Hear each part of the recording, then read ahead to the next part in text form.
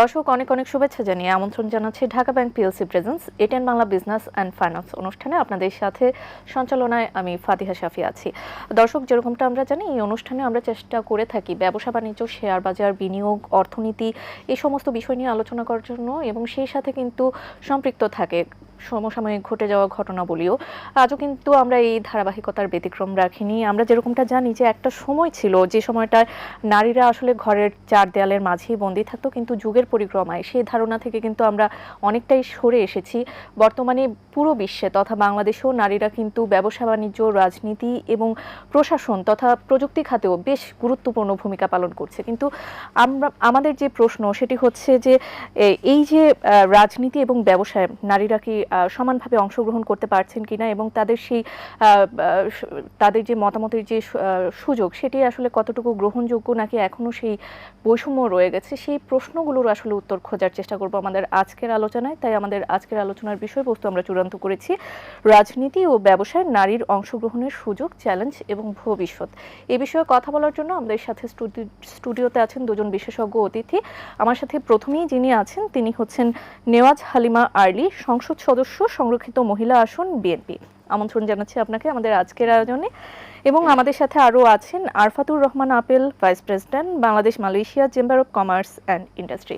স্বাগত জানাচ্ছি আপনাকে আমাদের আজকের আয়োজনে। ধন্যবাদ এটিএন বাংলা দর্শকবৃন্দকে। জি, আপনাকে দিয়ে শুরু করতে যাচ্ছি আজকের আলোচনা। যেরকমটা আমরা বলছিলাম অনুষ্ঠানের শুরুতে, একটা সময় কিন্তু এরকম ধারণা ছিল যে নারীরা আসলে চার দেয়ালের মাঝে আবদ্ধ থাকবে। বর্তমানে কিন্তু সেই ধারণা থেকে আমরা অনেকটাই সরে এসেছি। নারীরা বিভিন্ন সেক্টরে কিন্তু অবদান রাখছেন, এবং আমরা রাজনীতিতেও আমরা নারীদের সমান অংশগ্রহণ দেখছি। রাজনীতির ক্ষেত্রে নারীদের অংশগ্রহণ ঠিক কতটা শক্ত অবস্থানে রয়েছে বলে আপনি মনে করেন? প্রথমে ধন্যবাদ জানাচ্ছি আপনাকে এবং এটিএন বাংলার সকল দর্শককে। রাজনীতিতে মেয়েরা এগিয়েছে অনেক, সত্য, এবং সামাজিক সকল কর্মকাণ্ডে নারীর অবদান অনস্বীকার্য। বাংলাদেশে অর্ধেকের বেশি ভোটার নারী। এই নারীকে বাদ দিয়ে একটা দেশ এগোতে পারে না, এই উপলব্ধি প্রথম করেছিলেন শহীদ প্রেসিডেন্ট জিয়াউর রহমান। সেই ধারাবাহিকতায় আজকের নারী কর্পোরেট বোর্ড বলেন, নীতি নির্ধারণীতে বলেন, সকল জায়গায় অবদান রাখছে, তবে সন্তোষজনক নয়, এটা বলতে পারি এক কথা। জি, ধন্যবাদ। আবারও আসবো আপনার কাছে। আপনার কাছে চলে আসতে চাচ্ছি। আমরা যেরকমটা শুরু থেকেই বলেছিলাম, এবং আমরা একটি কথাও জানি, বিশ্বের যা কিছু মহান চিরকল্যাণকর অর্ধেক তার করিয়াছে নারী, অর্ধেক তার নর। বিজনেস সেক্টরেও নারীরা সমানতালে অবদান রেখে চলেছে। ব্যবসা খাতে আসলে নারীদের অংশগ্রহণ আমরা যদি আগের থেকে কম্পেয়ার করে থাকি, সেক্ষেত্রে আসলে কতটুকু বেড়েছে বলে আপনি মনে করেন? আসলে নারীদের আগের চাইতে বর্তমান সময়ে প্রতিটা ক্ষেত্রেই নারীর অংশগ্রহণ দিন দিন বেড়ে চলেছে। আপনারা লক্ষ্য করেছেন এখন নারীরা বাসা থেকেই অনলাইন বিজনেস করছেন, বুটিক করছেন, ফ্যাশন হাউস করছেন, এবং তারা শুধু ঘরে নেই, ঘরের বাইরে যেও বিভিন্ন প্রতিষ্ঠানের, বড় বড় প্রতিষ্ঠানের দেখবেন যে একটা ব্যাংকের এমডি নারী। বর্তমানে আপনি খেয়াল করবেন, বর্তমান সরকারের সময় শুধু ঢাকাতে নয়, পুরো বাংলাদেশের কথা বলছি, ঢাকার জেলা প্রশাসক নারী, ঢাকার এসপি নারী। এইভাবে সমগ্র বাংলাদেশে নারীর অধিকার থেকে যদি বঞ্চিত না হয়, বর্তমান সরকার সেদিকে কাজ করছেন, এবং আমরা লক্ষ্য করছি তাই।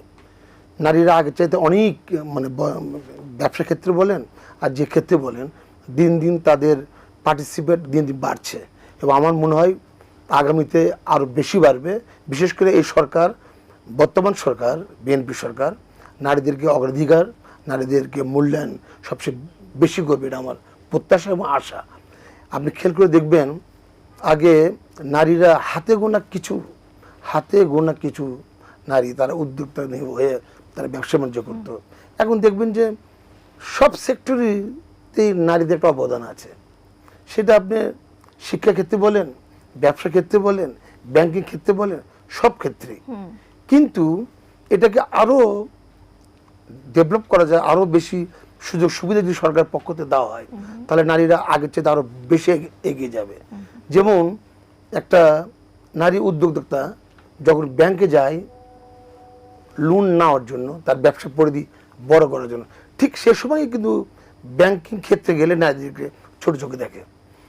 তখন দেখা যায় যে কাগজপত্র জটিলতা, বিভিন্ন জটিলতার কারণে নারীরা দেখা যায় ব্যাংক থেকে লোন যে পরিমাণ তার প্রয়োজন ওই পরিমাণ লোন সে পায় না। আর আমি সরকারের কাছে আহ্বান জানাবো, যারা নারী উদ্যোক্তা আছে, যারা নতুন নতুন নারী ব্যবসায়ীতে যারা অবদান রাখতে চায়, নতুন নতুন ব্যবসার ক্ষেত্র তৈরি করতে চায়, তাদেরকে অ্যাটলিস্ট 3 থেকে 4 বছর তার ইনকাম ট্যাক্স মানে মৌকুব করে দেওয়া উচিত, যাতে করে তারা যেন এই ব্যবসা ভালোভাবে করতে পারে এবং নারীদের অধিকার তারা যেন রক্ষা করতে পারে, এবং তাদের দেখে যেন আরও যার যেগুলো নারী ঘরে আছে তারা দেখেন তাদের পরিবারকে রক্ষা করতে হয়, তাদের সামাজিক, তাদের সন্তান, তাদের ফ্যামিলি, তাদের হাজব্যান্ড, তাদের আত্মীয় স্বজনকেও ম্যানেজ করতে হয়, তারপরে তারা ব্যবসা করে। নারীদের কিন্তু অনেক অবদান বর্তমান আমরা খেয়াল করছি, আগের চাইতে নারীরা তাদের কাজ করার জন্য, তারা এগিয়ে যাওয়ার জন্য যথেষ্ট চেষ্টা করছে, এবং সরকার যদি সহযোগিতা করে আমার মনে হয় আগামীতে আরও এগিয়ে যাবে এটা। জি, আমরা সেই ব্যাপারে যথেষ্ট আশাবাদী। ধন্যবাদ আপনাকে। এবার আপনার কাছে চলে আসতে চাচ্ছি, এই যে যেরকমটা আপনার সহ আলোচক বললেন যে বিভিন্ন সেক্টরে কিন্তু নারীদের অবদান রয়েছেন, এবং আমরা ইতিপূর্বে আলোচনা করেছি রাজনীতির ক্ষেত্রেও কিন্তু নারীরা সমানতালে এগিয়ে যাচ্ছে বর্তমানে। যদি নারীরা যদি একজন নারী নেতৃত্ব যদি আমরা তৈরি করতে চাই, সেক্ষেত্রে আসলে সবচেয়ে বড় বাধা কি হতে পারে আপনি কি মনে করেন? নারী নেতৃত্ব তৈরি করতে চায় মানে কি, নারী তো তার নেতৃত্বের জায়গাটা নিজে অর্জন করে নেওয়ার জন্য প্রতিযোগিতা করছে।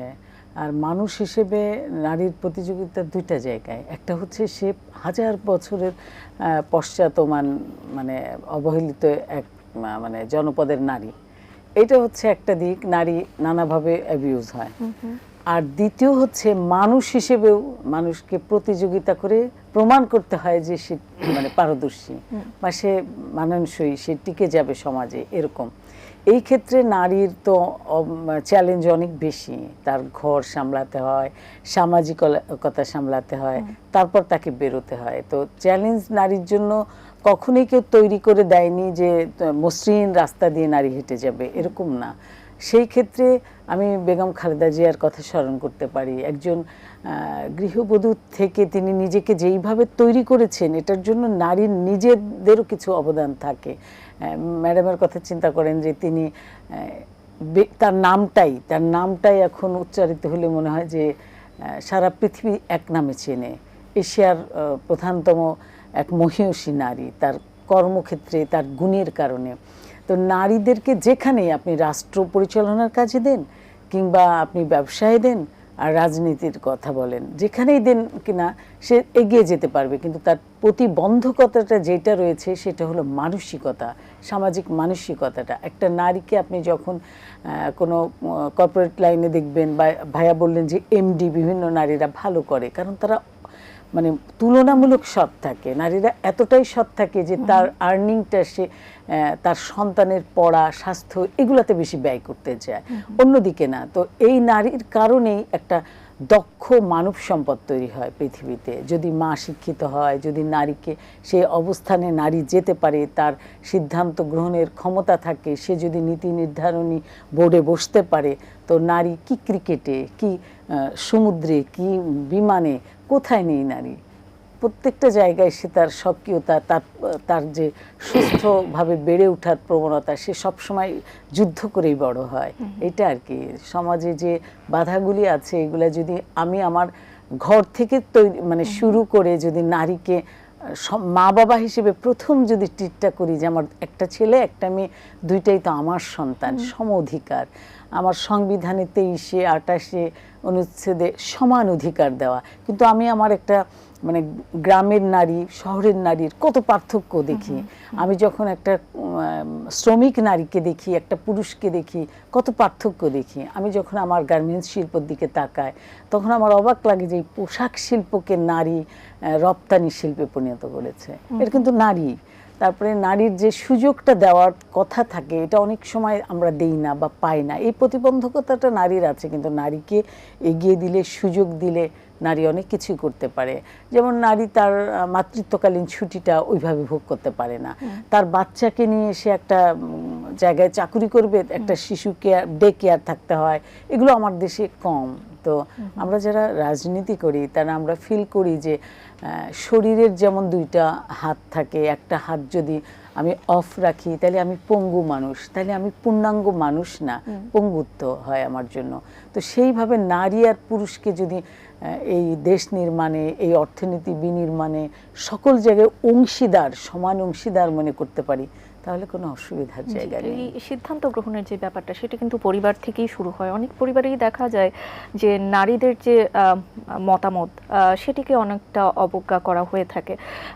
আপনি যেহেতু একজন সংসদ সদস্য আছেন, সংসদে আসলে নারীদের সিদ্ধান্ত ঠিক কতটা গ্রহণযোগ্য? সংসদে আমি আগেও ছিলাম, আমি অষ্টম সংসদে ছিলাম। তো আমি দেখেছি যে আমরা হাত তুললে স্পিকাররা সবসময় এটা চেষ্টা করেন যে একটা নারীকে অন্তত ফ্লোর দিতে, কথা বলার জন্য। তো এই সব জায়গা থেকে যে দেখি যে নারীরা কথা বলতে পারে, নারীরা কাজ করতে পারে, নারীরা অবদান রাখতে পারে সংসদে বলেন, নীতি নির্ধারণী ক্ষেত্রে। আমরা আশা করব যে সংসদীয় কমিটিগুলো যেখানে আছে সেখানে নারীদেরকে রাখা হবে, রাখা হোক। তাহলে নারী তো ভালো করে। নারী বলে আগেই বলেছি যে নারীরা সৎ থাকে। আর আপনি দেখবেন যে আমাদের মাননীয় চেয়ারম্যান সাহেব তার 31 দফায় নারীকে এমনভাবে মূল্যায়ন করেছেন, উনি তার একটি বক্তব্যে এত চমৎকার করে বললেন, মানে অদ্ভুত ওনার সেই উচ্চারণ যে আমি 3 জন নারীকে ফলো করি, আমার কন্যা, আমার মা, আমার ওয়াইফ। মানে এরা ইন্সপিরেশন, এটা চিন্তাই করা যায় না। তো এই মানসিকতা নিয়ে যদি রাষ্ট্র পরিচালনা করতে চান বা কেউ যদি দেশের উন্নয়নে নারীকে কাজে লাগাতে চান, তাহলে ওই যে প্রান্ত শহরে নারী আর গ্রাম্য নারী, নারীর হাতে একটা ফ্যামিলি কার্ড দিলে নারী কতটা ক্ষমতাবান হয় বা কতটা আন্তরিকভাবে সে ফিল করতে পারে তার সম্মান। এই সম্মান বোধ থেকে যদি আমরা চিন্তা করি তাহলে বাংলাদেশে নারী এগিয়ে যাবে। আপনি দেখেন যে আমাদের মানে প্রয়াত নেত্রীর সময় উনি এটা ফিল করেছিলেন যে নারীকে একটা স্পিকার কিংবা একটা মানে বিরোধী দলের নেতা, স্পিকার, কয়েকজন নারী মন্ত্রী, এটাই কিন্তু নারী ক্ষমতায়নের বিষয় নয়। নারীকে যদি জাগ্রত নারী হিসেবে তৈরি করতে হয় তাহলে তার মধ্যে শিক্ষা দরকার। আর সেই শিক্ষা কোনো দরিদ্র ফ্যামিলি যখন চিন্তা করে যে মেয়েকে মানুষ করে চলে যাবে, এই অর্থ আমি পাবো না, তখন সে তার ছেলে সন্তানের দিকে বেশি করে গরজ দেয়। কিন্তু আমরা দেখেছি যে একজন মহিষী মানে যিনি এমনভাবে চিন্তা করেছে যে তোমার সন্তানকে স্কুলে পাঠাবে আর দায়িত্ব, পড়াশোনার দায়িত্ব নেবে সরকার, এবং কন্যা সন্তানের জন্য অবৈতনিক করেছেন, একদম দ্বাদশ শ্রেণী পর্যন্ত পড়াশোনা। এইটা এত কথা বলার কারণ হচ্ছে যে শিক্ষিত মেয়ে কখনোই মা বাবার জন্য বোঝা নয়, এটা সম্পদ। এই সম্পদ যদি একজন মা যদি শিক্ষিত হয়, জাতি শিক্ষিত হয়ে যায়। একজন মা যদি ঘরের প্রথম কারিগর, মানুষ গড়ার কারিগর কিন্তু ফ্যামিলি থেকে মা, তার মাতৃভাষার থেকে শুরু করে মার মতো আচরণ সমস্ত কিছু সন্তানের মধ্যে প্রভাব ফেলে। ন্যায় অন্যায় বোধ এটা বাচ্চা প্রায় পেট থেকে নিয়ে আসে, মানে এখন সায়েন্স তাই বলে। তাহলে এই যে জিনিসগুলা, মা ভালো হলে জাতি ভালো হয়ে যায়, এই জিনিসগুলা যিনি চিন্তা করেন, যারা চিন্তা করেন সমাজের এত বড় অংশকে ফেলে দেওয়া যায় না, টেনে তুলতে হয়, সেই জাতি কখনোই আর মানে নিম্নগামী হবে না। আমি বিশ্বাস করি এক সময় বাংলাদেশের নারীরা সারা বিশ্বের মাঝে অনন্য নারী হিসেবে পরিচিত মানে লাভ করবে। ইতোমধ্যেই কিন্তু বাংলাদেশের নারীরা কিন্তু বিশ্বের মাঝে কিন্তু অবশ্যই বেশ কয়েকজন নারী অবদান রেখেছেন। আমরা আসছি আবার আপনার কাছে চলে আসতে চাচ্ছি জনাব আরফাতুর রহমান আপেল। যেরকমটা আপনি বলছিলেন যে ব্যবসা শুরু করার ক্ষেত্রে নারীরা অনেক প্রতিবন্ধকতার শিকার হয়ে থাকেন। কিছু কিছু বিষয়গুলো সম্পর্কে আপনি ফোকাস করেছেন, কি কি প্রতিবন্ধকতা হতে পারে, ব্যাংক ঋণ তার মধ্যে একটি, আর কি কি প্রতিবন্ধকতার শিকার বা সম্মুখীন হয়ে থাকেন যারা নতুন উদ্যোক্তা? আমার সাথে আমি একমত। প্রথমেই প্রতিবন্ধকতাটা সৃষ্টি হয় তার নিজ ঘর থেকে, নিজ বাসা থেকে। তো আগের চাইতে এখন প্রত্যেকটা বাবা মাই, আগেকার যুগের যে বাবা মা ছিল যে আর বর্তমান যুগের যে বাবা মা, এর ভিতরে অনেক পার্থক্য। বর্তমান যুগে বাবা মা চায় আমার ছেলে যেভাবে মানুষ হয়ে একটা জায়গায় দাঁড় হয়ে সে নিজ পায়ে দাঁড়াবে, ঠিক অপরূপভাবে ও একই বাবা মা চায় তার আরেকটা মেয়ে কন্যা সন্তান নিজ পায়ে দাঁড়িয়ে সেই জন্য নিজে কিছু করতে পারে। এবং এটা আমাদের মন মানসিকতা আগের চাইতে অনেক পাল্টে গেছে। কিছু কিছু পরিবার এখনো আছে, তারা ওই যে বিশেষ করে মেয়েদেরকে ঘরের বাইরে যেতে দেয় না, ঘরের বাইরে কাজ করতে দেয় না। তো আমাদের উচিত ওখান থেকে আমাদের সরে আসা। কারণ এই দেখেন, একটা মহিলা তার সংসারকে রক্ষা করে তারপরে দেখবেন, আমি একটু আগে বলছি যে বিভিন্ন মানে ক্ষুদ্র ক্ষুদ্র ব্যবসা তারা অলরেডি এই অনলাইন প্ল্যাটফর্ম থেকে শুরু করে দিয়েছে এবং তারা ভালোভাবে তার ব্যবসা করছে। এবং এখানে যদি সরকার আরেকটু নজর দেয়, তারা যেন, অনেক ব্যবসায়ী আছে তারা বিভিন্ন জায়গা থেকে অতিরিক্ত সুদের হারে টাকা নিয়ে সে ব্যবসা করে যে মুনাফা অর্জন করে, দেখা যায় তার অর্ধেক টাকায় তাকে দিতে হয় সুদের ইন্টারেস্ট। তা আমি সরকারের কাছে আহ্বান জানাবো, যারা নারী উদ্যোক্তা, যারা নারী ব্যবসায়ী, তাদেরকে অতি অল্প সুদে তারা যেন ঋণ পায়। এবং যখন নিতে যায় ব্যাংকে, এই যে বিভিন্ন যে কাগজপত্র চাহিদা যে পত্র দেয় ব্যাংক থেকে, এটা যেন সহজীকরণ করেন। মানে একটা নারী উদ্যোক্তা বা নারী ব্যবসায়ী অতি অল্প সময়ে অতি কম কাগজে যেন তারা তার লোনটা পায়। এবং পাশাপাশি আমি এটাই বলবো যে এই ব্যবসা খোলার ক্ষেত্রে যে ট্রেড লাইসেন্স, ব্যবসা খোলার ক্ষেত্রে ইনকাম ট্যাক্স, ব্যবসা খোলার ক্ষেত্রে যে ভ্যাট ট্যাক্স, এগুলো যদি সরকার পক্ষ থেকে একটু সহজীকরণ করে দেয়, একটা ইনকাম ট্যাক্স তো লাগবেই, ভ্যাট লাগবে, ট্রেডিশন লাগবে, কিন্তু একটা মহিলা ব্যবসায়ী যখন ব্যবসা শুরু করবে, অন্তত অ্যাটলিস্ট 3টে বছর তাদের মকুব করে দেওয়া উচিত, যে 3টে বছর তাদের জন্য ট্যাক্স ফ্রি। এটা আপনাদের মাধ্যমে আমাদের সরকারের কাছে আহ্বান জানাবো, যারা নারী উদ্যোক্তা, যারা নারী ব্যবসায়ী, তাদের জন্য ব্যবসা করার জন্য যা যা সুযোগ করার দরকার, অতি সহজে যেন সেই মহিলা ব্যবসায়ী যেন ভালোভাবে ব্যবসা করতে পারে, সেই সুযোগ করে দেওয়া। আপনি ইতিমধ্যে দেখেছেন বড় বড় কর্পোরেট অফিসে সিও বা মেন প্রধান নির্বাহী কর্মকর্তা দেখবেন যে মেয়েরা, আবার দেখবেন বিভিন্ন ব্যাংক প্রতিষ্ঠান, সেখানেও মেয়েরা। আবার এটাও দেখবেন যে সরকারের সঙ্গে থেকে যারা কাজ করছে, বিশেষ করে আপনি বিশেষ ক্যাডার বলেন আর সরকারি আপনি মিলিটারি অফিসারে বলে, দেখবেন যে ওখানেও কিন্তু মহিলাদের পার্টিসিপেট। এবং আমি মনে করি একটা ছেলের চাইতে একটা মহিলা খুব মানে তার দায়িত্ব সহকারে কাজ করে, এটা আমি বিশ্বাস করি এবং মনেও করি।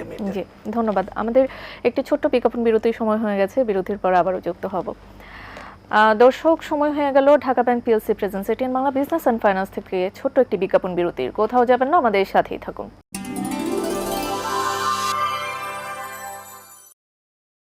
বিজ্ঞাপন বিরতির পর আবারও আমন্ত্রণ জানাচ্ছি Dhaka bank PLC presence ATN Bangla business and finance অনুষ্ঠানে। আপনাদের সাথে আছি আমি ফাতিহা শাফি, আর আমরা কথা বলছি খুবই গুরুত্বপূর্ণ একটি বিষয় নিয়ে। আমাদের আজকের বিষয়বস্তু চূড়ান্ত করেছি রাজনীতি ও ব্যবসায় নারীর অংশগ্রহণের সুযোগ, চ্যালেঞ্জ এবং ভবিষ্যৎ। আর এই বিষয়ে কথা বলার জন্য আমাদের সাথে আছেন দুজন বিশেষজ্ঞ অতিথি। নেওয়াজ হালিমা আরলি, আপনার কাছে চলে আসতে চাচ্ছি। আমরা অনেক ক্ষেত্রেই আসলে শুনে থাকি, অনেকেই বলে থাকেন যে সংরক্ষিত মহিলা আসনের এমপিদের ক্ষমতা আসলে সীমিত। এই বিষয়টি আসলে ঠিক কতটুকু যুক্তিযুক্ত?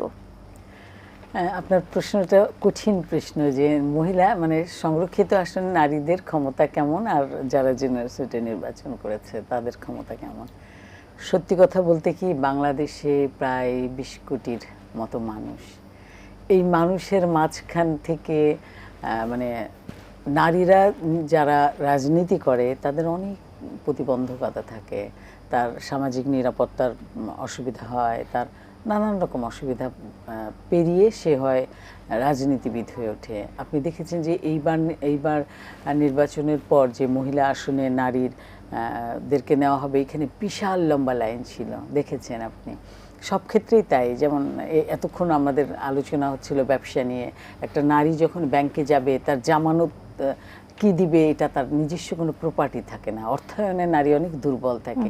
ঠিক রাজনীতিতেও এই একই অবস্থা, যে আমি আমার কোন মানে রাজনীতি করতে হলে আমার যে নিজস্ব অর্থ বা একটা ব্যবসা প্রতিষ্ঠান বা আমি একটা সলভেন্স আছি, এইটা অনেকটা জটিলতা হয়ে যায়, যে কারণে নারীদেরকে মনে করে যে সরাসরি নির্বাচনে কম দেওয়া হয় আর কি, নির্বাচনে তাদেরকে প্রার্থী কম রাখা হয়, কিন্তু প্রত্যেকটা নারী আমি মনে করবো এখানে কোনো অংশেই কম না, তারাও যোগ্য। এই যোগ্য নারীদেরকে যখন একটা সংরক্ষিত আসনে সিলগালা করে যেটা নারী আসন বসিয়ে দেওয়া হয়, তখন আসলে সাংসদ হিসেবে পুরুষ কি নারী কি সব কিছু ফ্যাসিলিটিস কিন্তু একই, বাট কাজের ক্ষেত্রে নারীর বাধা যেটা হয় যে বিভিন্ন ভাতা দিই এগুলো সব এক, কিন্তু ধরেন এই এলাকার বরাদ্দ এই এই বিষয়গুলিতে নারী সত্যিই দুর্বল। আমি শুধু এটুকুই বলবো যে আগামীতে আমরা কিন্তু আন্দোলন করে যাচ্ছি, নারীবাদী সকল সংগঠন আমরা আন্দোলন করে যাচ্ছি, এবং আমরা আশ্বস্ত হয়েছি, আমাদের নেতা আমাদেরকে জানিয়েছেন যে 100 জনকে পরে সংসদে আনা হবে, এবং ভোটের মাধ্যমে যাতে এই কথাটা মানুষ বলতে না পারে যে নারী নারী সাংসদেরা। আমি দেশের উপকার করতে চাইলে আপনি কি পারবেন যে আপনার অর্ধেক মানে যদি ধরি 12 কোটি ভোটার, তা আপনি কি 6 কোটি ভোটারকে বাদ দিয়ে জিততে পারবেন? কখনোই না। আবার যদি কোনো নারীকে দাঁড় করিয়ে দেন, যদি 6 কোটি পুরুষ ভোট না দেয়, তো জিততে পারবে না। তার মানে এখানে কোনো কনফ্লিক্ট আনার প্রয়োজন নাই, শুধু হচ্ছে ক্ষমতার ব্যাপারটা যেটা বলা হয়। আমি দেখছি না যে তেমন কোনো পার্থক্য, যে কাজ করে সে যে কোনো জায়গা থেকে কাজ করতে পারে, সে তার এলাকার জন্য তার মানুষের জন্য কাজ করতে পারে। বাট এলাকাটা যদি ফিক্সড থাকতো নারীদের, যেমন 300-র এগেনস্টে 50 জন, তখন একটা নারীর এলাকা কোনটা হবে?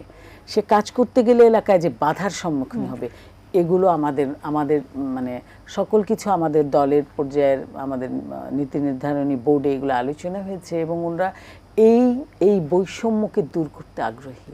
আর আমরা সংসদে ভয়েস রেস করি, অলওয়েজ করেছি, এবং ভবিষ্যতে ইনশাআল্লাহ। বৈষম্য দূর করার যেহেতু প্রশ্নটি আসলো, সেরকম বৈষম্য দূর করার ক্ষেত্রে আমরা অতীতে নানা রকম প্রতিশ্রুতির সম্মুখীন হয়েছে, আমরা অনেক কিছু শুনেছি, কিন্তু সেগুলোর যথাযথ বাস্তবায়ন আমরা দেখিনি। এই সরকারের আমলে যেহেতু আপনি এই সরকারের বলেছি যে 30 দফাতে যে নারীর মূল্যায়ন, এবং আমরা নারীকে কখনোই ছোট করে দেখি না।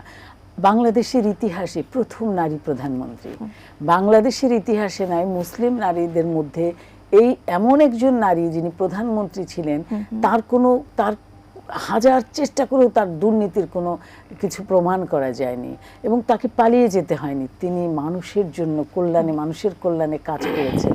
তো এইটা তো আমাদের উদাহরণ যে আমরা নারীরা অনেক কিছু করতে পারি, আমাদের বেশি দূরে তাকাতে হয় না। তো আমরা যেহেতু আমাদের রাইট ট্র্যাকে আছি, আর আমাদের প্রধানমন্ত্রী বলেন, আমাদের যারা আছেন বিএনপির নারী বান্ধব সকলেই, আপনি একটি বাজেট হতে যাচ্ছে, এখানেও নারীর চিন্তা ভাবনা রাখা হয়েছে।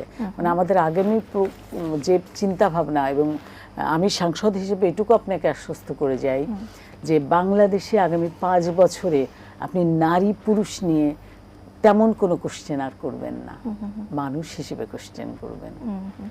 বাজেটের একটি প্রশ্ন যেহেতু এসেছে, আমরা সেই প্রসঙ্গে আসছি। তার আগে আপনার কাছে একটু জানতে চাইবো যে আপনি বিভিন্ন দিক কিন্তু তুলে ধরেছেন, এবং নিরাপদ কর্মপরিবেশ কিন্তু সেই সাথে একটি বিষয় চলে আসে। নিরাপদ কর্মপরিবেশ নিশ্চিত করা নারীদের ক্ষেত্রে ঠিক কতটা যুক্তিগত বলে মনে করেন? আসলে নারীদের প্রথম উচিত আমাদের আজ বাংলাদেশের নাগরিক হিসেবে তাদের নিরাপত্তা। অধিকাংশ ক্ষেত্রে আমরা দেখেছি নারীদেরকে ওই সমান অধিকারটা আমরা মুখে বলি, আসলে বাস্তবে কিন্তু সমান অধিকার কখনো কোনো অফিসে না, কোনো কার্যালয় না, কোথাও না। তো আমি এই যে আপনি দেখেছেন বেশ কিছু ঘটনার মধ্যে ঘটে গেছে, যেমন তনু হত্যা, যেমন অল্প বয়স্ক একটা মেয়েকে ধর্ষণ করে তারপর হত্যা। এই যে একটা নারী যখন ছোট্ট একটা বাচ্চাকে যখন ধর্ষণ করে হত্যা করে, এই হত্যার বিচারটা যদি প্রকাশ্যে করা যেত, তাহলে এর প্রবণতা এত বাড়তো না। যখন একটা বাচ্চা, শিশু বাচ্চা যখন বাইরে কোনো কাজে গেছে, যে একটা লম্পটের খপ্পরে পড়ে তাকে নিয়ে তাকে অত্যাচার করে ধর্ষণ করে হত্যা করে যখন মেরে ফেলে, তখন আরও যারা বাবা মা আছে, শিশু বাচ্চা বাবা, তারা সব আতঙ্কিত হয়ে পড়ে, ভীত অবস্থা পড়ে যে আজকের এই একটা ঘটনা ঘটে গেছে, আর যদি সুষ্ঠু সঠিক বিচার না হয় তাহলে কালকে তো আমার মেয়েরও হতে পারে এরকম। তাই আমি সরকারের কাছে আহ্বান জানাবো, বিশেষ করে এই ধরনের ধর্ষণ হত্যা যেগুলো যেগুলো ধর্ষণ হত্যা করেছে বা এর প্রবণতা যদি বেড়ে চলেছে, এটার জন্য সঠিকভাবে আইন প্রয়োগ করা হয়। সর্বোচ্চ আমার মনে হয় প্রকাশ্যে মৃত্যুদণ্ড দিলে এর প্রবণতা কমবে। না, আমরা কিন্তু দেখছি এর প্রবণতা কমার কোন কারণ দেখছি না, আমি দেখছি দিন দিনে বাড়ছি। আমরা যতই কথা বলি এটা কিন্তু দেখছি এটা দিন দিন এই প্রবণতাটা বেড়ে চলেছে। এটা বন্ধ করার জন্য সরকার যথেষ্ট চেষ্টা করছে, কিন্তু আসলে বন্ধ হচ্ছে না। এটা বন্ধ করার জন্য মনে হয় একটা সময় বেঁধে দেওয়া উচিত, যে ম্যাক্সিমাম 6 মাসের মধ্যে এই বিচার শেষ করে, কার্যকারিতা শেষ করে তাকে প্রকাশ্যে যদি নিয়ম থাকে, বাংলাদেশে যদি নিয়ম থাকে, প্রকাশ্যে তাকে ফাঁসি যদি দেওয়া হয়, ওই একটাকে কেন্দ্র করে দেখবেন যে মিনিমাম 1 লক্ষ পরিবার সাবধান হয়ে যাবে। তা আমি মনে করি যে এই মেয়েদের নিরাপত্তা নিশ্চিত করতে হবে, সেটা ব্যাংকিং ক্ষেত্রেই হোক, অফিসিয়াল ক্ষেত্রেই হোক, আর পাবলিক ক্ষেত্রেই হোক, আর বড় বড় কোম্পানি ক্ষেত্রেই হোক, আর বিশেষ করে গার্মেন্টসেও, সব জায়গায় আমি চাই যে মেয়েদের নিরাপত্তা আগে প্রথম জন্য নিশ্চিত করে, এবং এটার জন্য একটা আইন তৈরি করে। এটার আইন তো আছেই, এই আইনটা যেটা আছে এর জন্য সঠিকভাবে প্রয়োগ করা হয়, এটা সঠিকভাবে যেন কার্যক্রম চলে। আমার মনে হয় এত করে নারীদের এই যে আমি বারবার বলে আসছি নিরাপত্তা, এটা ভালো হবে ইনশাল্লাহ। জি, ধন্যবাদ আপনাকে। আপনার কাছে চলে আসতে চাচ্ছি, ওনার কথার উত্তর দিয়ে আপনার প্রশ্নটা নিতে চাই। সেটা হলো যে উনি বলেছেন যে বিলম্ব হওয়া, মানে বিচারিক কাজে যে দেখেন জ্যামিতিক হারে কিন্তু হত্যা, ধর্ষণ এগুলো বেড়ে গেছে, সত্য কথা। কিন্তু এটার জন্য যে মানে অ্যাজ এ অ্যাডভোকেট এইটুকু বলতে পারি যে কিছু আইন আমরা এবার তুলব, সেটা হলো যে বিলম্ব না করা। যেমন যারা অ্যাবিউজ হচ্ছে তারা মাত্র 3% 6% বিচার পাচ্ছে, আর বাকিগুলা ভয়ে যাচ্ছে না, বা গেলেও একসময় ঝরে যাচ্ছে, তারা তুলে নিচ্ছে মামলা নানা হুমকির মুখে। তো এইটা যেন না হয়। আরেকটা দিক আমি অন্তত এইটুকু বলবো যে শিশু বলেন আর বৃদ্ধ বলেন, মায়ের জাতি, এই মায়ের জাতিকে যদি সম্মান দিতে না জানে, তাহলে কোনো সরকারই মানে সুসরকার নয়, মানে সুশাসন বা সুসরকার নয়। এটাই আর কি ওনার ইসে আমি এতটুকু আশ্বস্ত করতে চাই। জি, এবার যে প্রশ্নটি আমরা করতে যাচ্ছি, যেহেতু আগের প্রশ্নের উত্তরে আপনি বাজেটের একটি প্রসঙ্গ টানলেন, সেই প্রসঙ্গ ধরে আসলে বলতে চাচ্ছি যে 900,000 কোটি টাকার যে বাজেট যে প্রণয়ন হলো, সেক্ষেত্রে আসলে নারীদের উন্নয়ন সেটি আসলে কিভাবে করা যেতে পারে বলে আপনি মনে করেন, এবং সেটির আসলে ভবিষ্যৎ কি হতে পারে সেই প্রসঙ্গে জানব। বাজেট সামনে, এখনো বাজেট মানে আমরা আলোচনা শুনি নাই, তবে আমি এটুকু বলতে পারি যে বাজেটে নারী বান্ধব বাজেট হবে, এটা আশা রাখি। নারীদের বিভিন্ন সেক্টরে নারীদের জন্য, বিশেষ করে শিক্ষা এবং স্বাস্থ্যে, একটা পরিবারের মা ততক্ষণ পর্যন্ত অসুখ লুকিয়ে রাখে যে এই টাকাটা আমার মানে খরচ হয়ে যাবে আমার পেছনে, সে বলতেই চায় না সে অসুস্থ, সে কোনো রকমে জানাতে চায় না পরিবারের কাছে যে অনেকগুলো বাড়তি টাকা খরচ হয়ে যাবে। তো এই জায়গাগুলো যদি আমি তার স্বাস্থ্য, তার শিক্ষা, বাচ্চার শিক্ষা, এইগুলা যদি মানে সিউরিটি দিতে পারি এই বাজেটের মাধ্যমে, তাহলেই দেখবেন যে অনেকটা কাভার হয়ে যায় আর কি। জি, আমরা সেই ব্যাপারে যথেষ্ট আশাবাদী। আপনাদের দুজনকে অনেক ধন্যবাদ, আপনাদের মূল্যবান সময় আমাদেরকে দিয়েছেন। ধন্যবাদ। ধন্যবাদ আপনাকেও এবং দর্শককেও।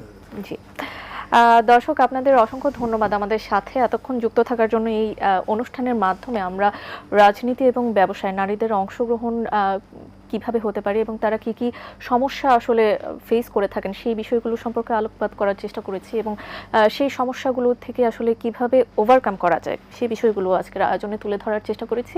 আশা করছি আমাদের আজকের আয়োজন আপনাদের ভালো লেগেছে। আপনাদের ভালো লাগলেই আমরা অনুষ্ঠানের যথার্থতা খুঁজে পাবো। পরবর্তী পর্ব দেখার আমন্ত্রণ জানিয়ে আজকের মতো আমি ফাতিহা শাফি এখানেই বিদায় নিচ্ছি। সে পর্যন্ত সবাই ভালো থাকবেন, সুস্থ থাকবেন, আর অবশ্যই এটিএন বাংলার সাথেই থাকবেন।